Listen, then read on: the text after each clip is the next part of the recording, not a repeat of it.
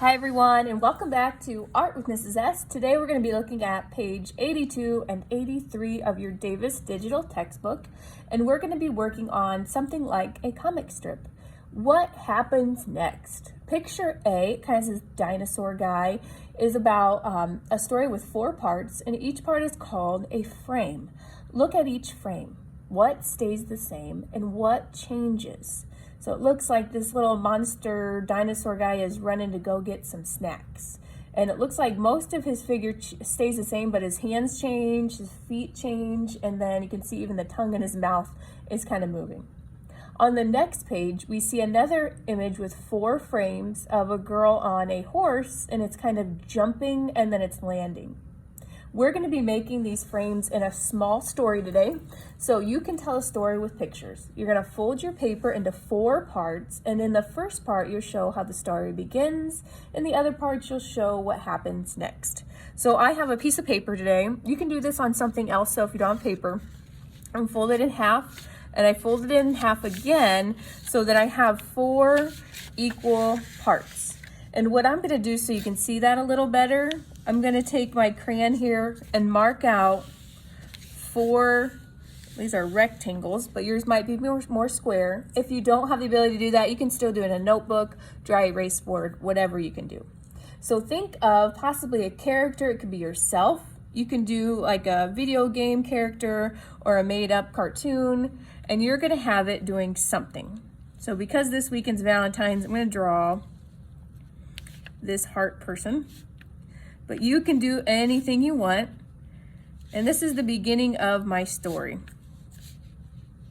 So he's just kind of standing here, and maybe he's gonna just have a little adventure. And you could add as many details as you want or as few. So he's walking along.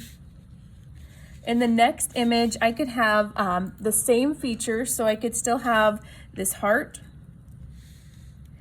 but maybe the expression changes. Maybe his arms move a different way because I want to show that he's walking. Maybe his legs are going this way now, but he's still on the sidewalk, so that can stay the same.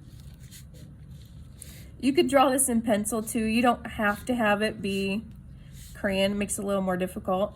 So now instead of smiling, he's got his mouth open. Maybe he saw something or something happened.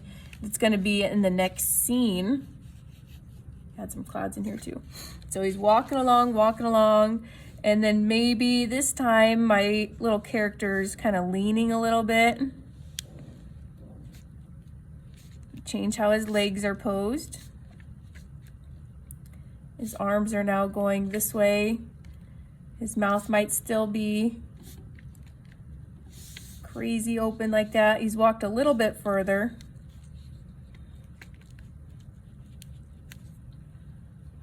I could have something even falling from the sky, or maybe, and I'm only gonna draw half of them this time.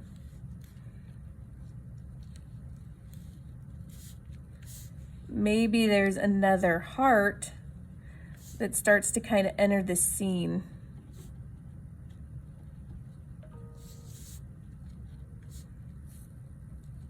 So now he's reaching out to maybe hug this other heart. I don't know. That's it. You could always add more scenes. I could almost use one more scene in here in this frame. Add some little hearts up here too. There you go. But we can see that progression, and we kind of can see what's going to happen next. So we just have this little character that's happy. They see something, they kind of tilt back, they're walking forward, and then you can kind of see this other heart kind of entering the scene. But you can do anything you want. The examples show that monster or that dinosaur, a horse, or even yourself. You could be playing a game or like a video game too.